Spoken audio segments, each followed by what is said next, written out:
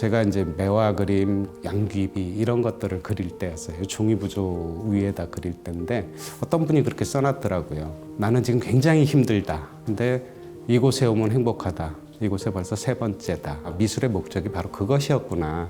사람에게 위안을 주는 그림을 해야 되겠다라고 작업을 쭉 했었죠.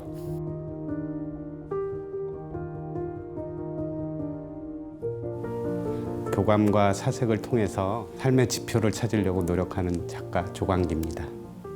저는 주로 폭포하고 산을 많이 다녀요. 주로 그리는 그림도 폭포와 산 그림이 많습니다. 우리나라는 우스갯소리로 이런 얘기를 해요. 우리나라 산 되게 많은데 설악산과 잡산이라 그래요. 그 외에서 딱 2가지밖에 없다 그래요. 원래부터 눈 오는 날이면 무조건 산으로 올랐던 것 같아요. 뭐 우울했던 시기를 덮으려는 그런 것도 있었겠지만 산이 주는 치유의 에너지들이 사진에서 보는 느낌하고 전혀 틀려요. 대부분 이제 공간을 많이 표현을 했어요. 제가 이번에는 1월을 집어넣어서 시간까지도 같이 넣어준 거죠. 그러니까 영원히 변하지 않는 진리의 전당 같은 그런 느낌을 좀 살리고 싶어서 전통 기법의 수묵화 기법 비슷하게 이제 표현을 한 거예요. 명암은 서양 기법으로 했는데 표현은 수묵화 기법이라서 언뜻 보면은 동양화를 보는 듯한 그런 느낌이 들 거예요. 담임 선생님이 미술을 전공하셨던 분인 것 같아요. 방과 후에 남겨가지고 그림 지도를 해주셨어요. 이제 6남매다 보니까 학용품이 무지 많이 들어가잖아요. 근데 이제 그날도 미술이 들어서 이제 어머니한테 스케치북을 사야 된다, 돈을 달라 그랬는데 안 주시는 거예요. 맨 뒷장을 쓰라고. 2명이 뽑혔어요. 근데 공교롭게도 선생님이 그러시는 거야. 이거 뭐 광기 그림이 참 좋은데 이건 너무 두꺼워서 공모전에 낼 수가 없다. 말아서 보낼 수가 없기 때문에 교실 뒤에다 붙이고 대신 친구 거를 보내자 그렇게 했는데 그게 굉장히 큰 상을 받은 거예요. 전국대회에서. 그 뒤로 뭐 학교도 안 갔어요. 이틀 동안. 그 당시에 아버지께서 일제 굉장히 두꺼운 한 40페이지 정도 들어간 거를 사주시더라고요. 그때부터 많이 그리게 됐죠. 거기에.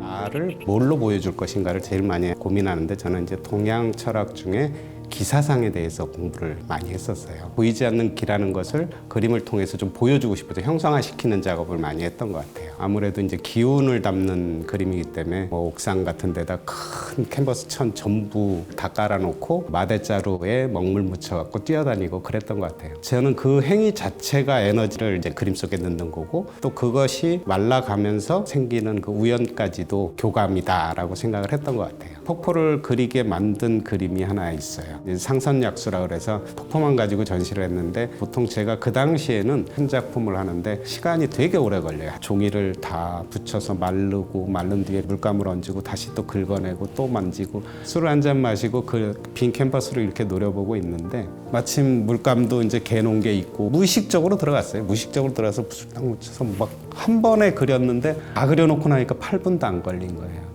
정제되지 않고 다듬어지지 않고 가감이 없는 그냥 날 것 그대로가 왜 이렇게 가슴에 확 와닿는지 학부 시절에 했던 그때를 연상시켜 주는 거예요.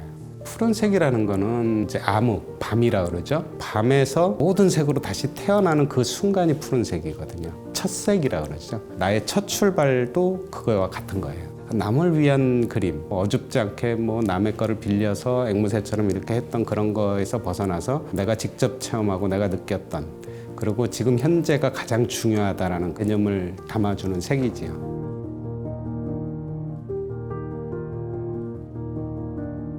그림이 왜 생겼는가를 먼저 생각을 해봤어요. 그림이 왜 생겼지? 그림이 뭐 때문에 생겼지? 라는 걸 이제 유추해 봤을 때 동굴벽화나 방구대 안각화나 이런 것들이 이제 눈에 들어오더라고요. 글도 없고 언어 소통도 잘 안 되고 그랬을 때 예술가들은 왜 이거를 바위에다 새겼을까? 다른 사람들에게 어떤 영향을 끼쳤을까? 그러니까 미술의 목적이 바로 그것이었구나. 방구대 안각화 같은 데 보면은 볼에 잡는 법, 작살 매는 법 이런 것도 다 표시가 돼 있어요. 이제 후세도 생각하는 거죠. 그런 식의 작업을 해야 되겠다. 사람에게 위안을 주는 그림을 해야 되겠다라고 작업을 쭉 했었죠. 매화 그림, 양귀비 이런 것들을 그릴 때였어요. 어떤 분이 그렇게 써놨더라고요. 나는 지금 굉장히 힘들다. 근데 이곳에 오면 행복하다.